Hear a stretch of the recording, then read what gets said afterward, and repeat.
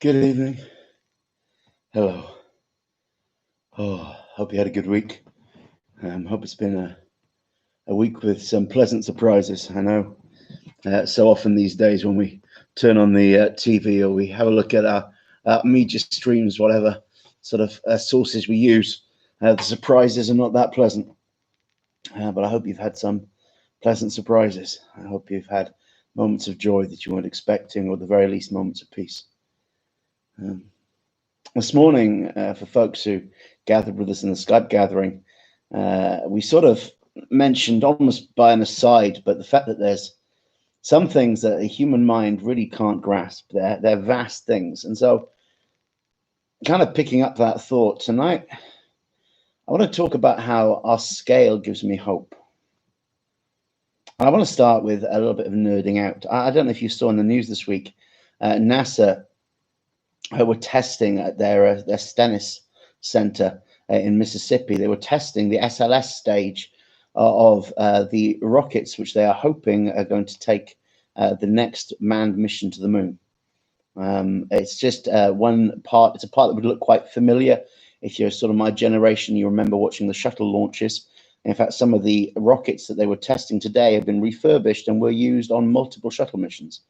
The big orange section in the middle, if you remember the shuttle launcher, well, that's basically the SLS. And so they were testing it. And you can see footage of that if you have a look on our Facebook page. I've actually posted some links with the reminder for tonight.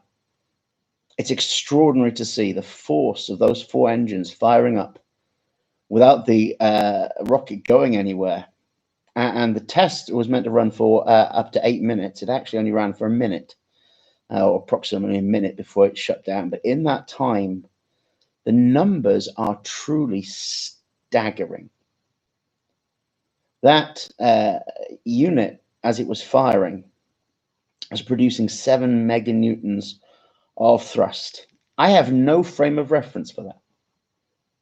Not only that, but it is only one component of the launch vehicle that they're planning for the next moon landings. It's going to do various other missions first that are unmanned, and then eventually there will be a manned mission to the moon.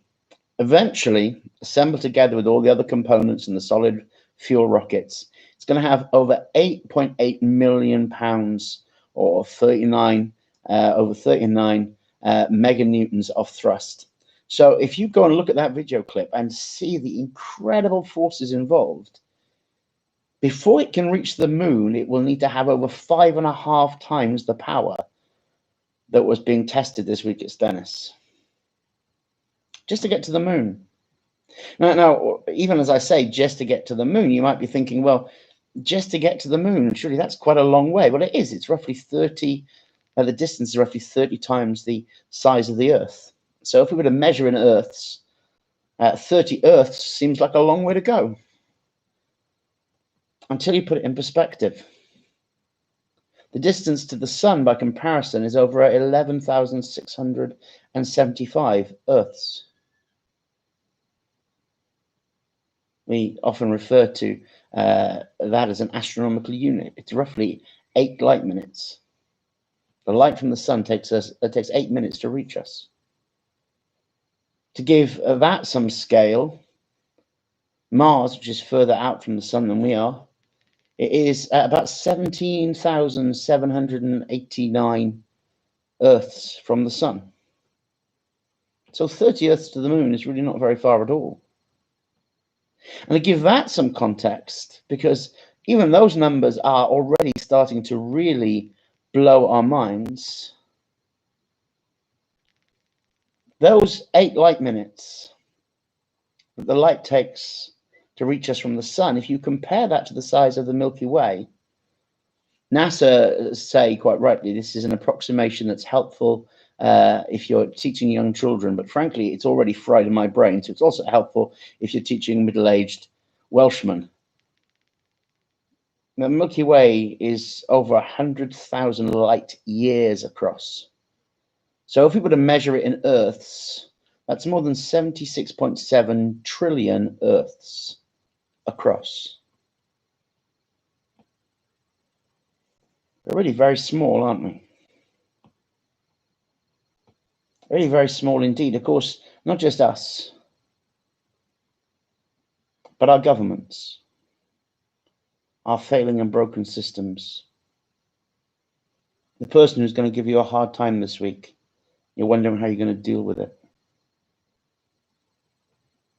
The things in your in tray, the things out of your control. And if all I was going to do was tell you, well, we're fairly small on the scale of, well, just the galaxy, much less the universe, I suppose it wouldn't be that exciting. I guess it would be kind of depressing. And I know a lot of people who, when they think about their scale, consider it to mean that they're trivial.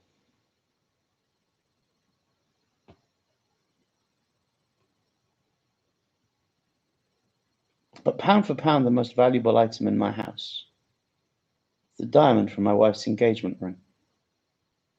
It's tiny.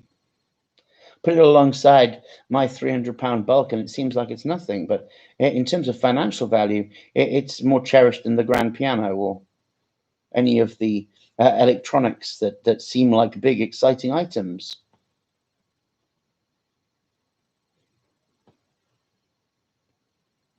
And so it is with the universe. But of all the things that exist, as remarkable as it might seem to us when we consider our scale, the most precious thing to the God for whom are all things and by whom are all things is you and me. Psalm 8 says this: O Lord, our Lord, how excellent is your name in all the earth, who have set your glory above, not above in terms of location, above in terms of splendor, majesty, and power, have set your glory above the cosmos. Out of the mouth of children and nursing infants, you have ordained strength because of your enemies, that you may silence the enemy and the avenger. When I consider the heavens, the work of your fingers, the moon and the stars which you have ordained, what is man that you are mindful of him? Or the Son of Man that you visit him? For you've made him a little lower than the angels, but you have crowned him with glory and honor. You have made him to have dominion over the works of your hands and have put all things under his feet. Skipping to the end, verse 9 says this: O Lord, our Lord, how excellent is your name in all the earth. You know, sometimes when we consider the scale of our circumstances, when we consider the needs and the issues and the problems that surround us, it's easy to say, well, who am I that you would pay any attention to me? My life seems so trivial.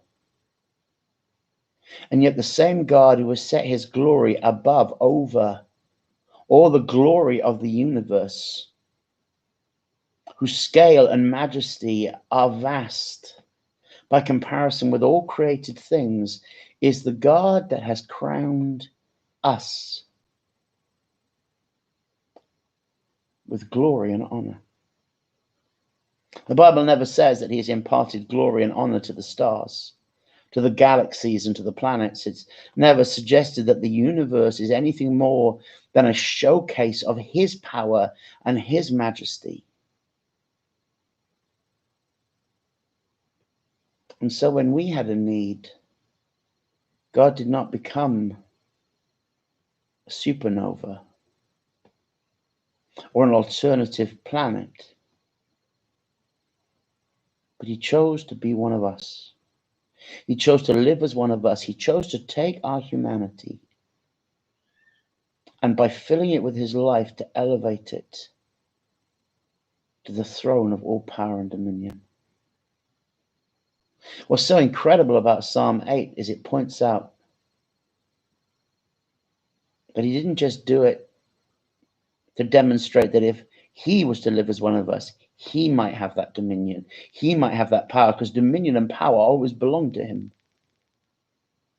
But he did it that we might have access to it. All power, says Jesus, is given unto me in heaven and earth. You go, therefore.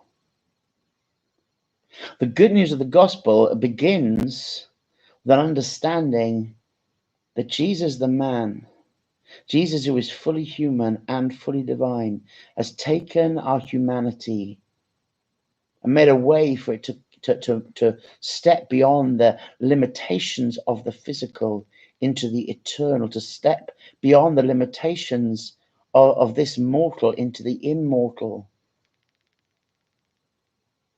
And the same God who can throw stars into space, the same God who can speak things into being, the God who sustains all things by the word of his power, is more concerned about your heart and your circumstances and your tomorrow than he is about galaxies and all the vast reaches of space and time. See, Psalm 8 is not a question that is asked and the answer comes, actually, he couldn't care less. But rather, Psalm 8 is a declaration of our amazement and awe, not at the majesty of creation, but at the God whose glory is far, far greater, has determined that we should be the apple of his eye, that we should be the passion and the purpose to which he has committed himself for the whole of eternity.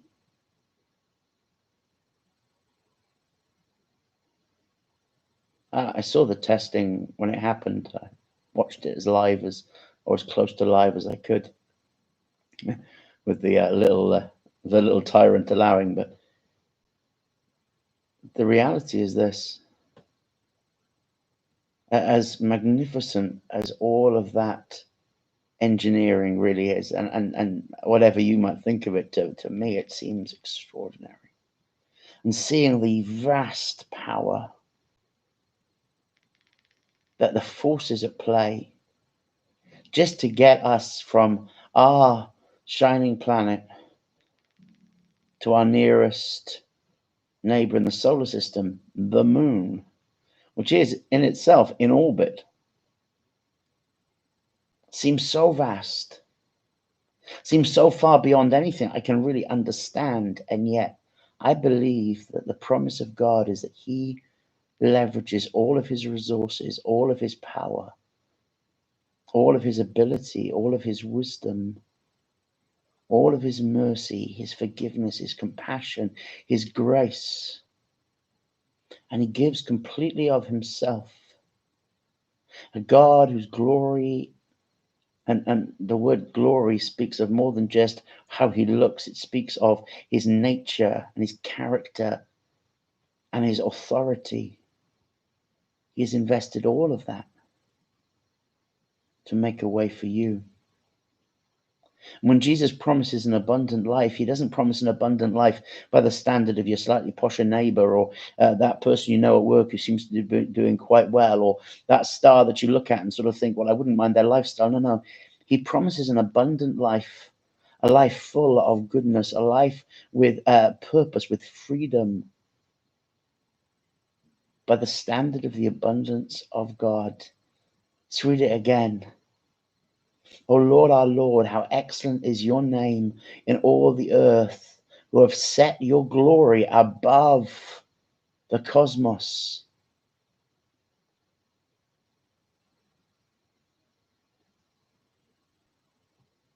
You know, with everything going on in the world, I sometimes find myself measuring my achievements, measuring my resources, thinking about how will I cope if this happens to the economy, or that happens to lockdown, or this happens with the pandemic, or that happens in business.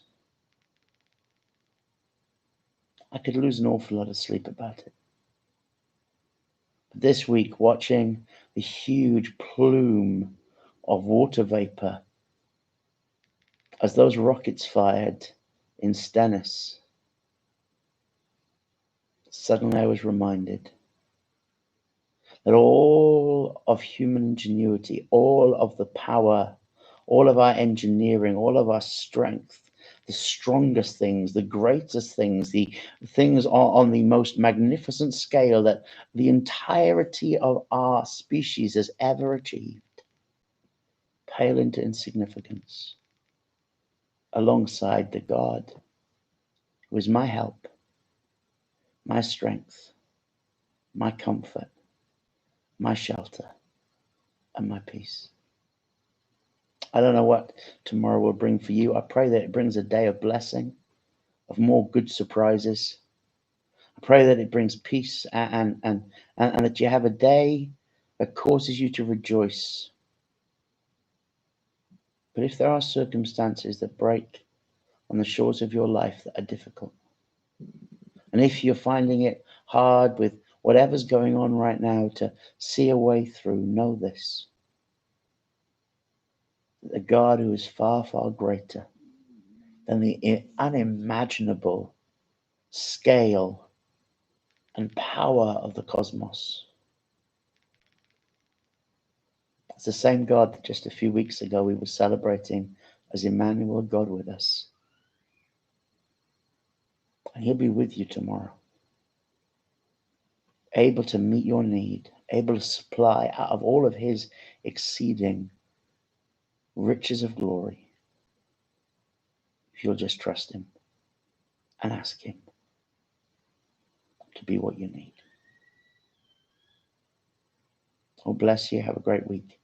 Don't forget, you can get in touch with us. The details will appear below this, or if you can't wait for that, have a look at last week's. The details are down at the bottom of how to connect with our social media, or get in touch with us. If you want us to pray for you, we'd be just really pleased to do that. We believe that God answers prayer, and we always like to hear from people anyway.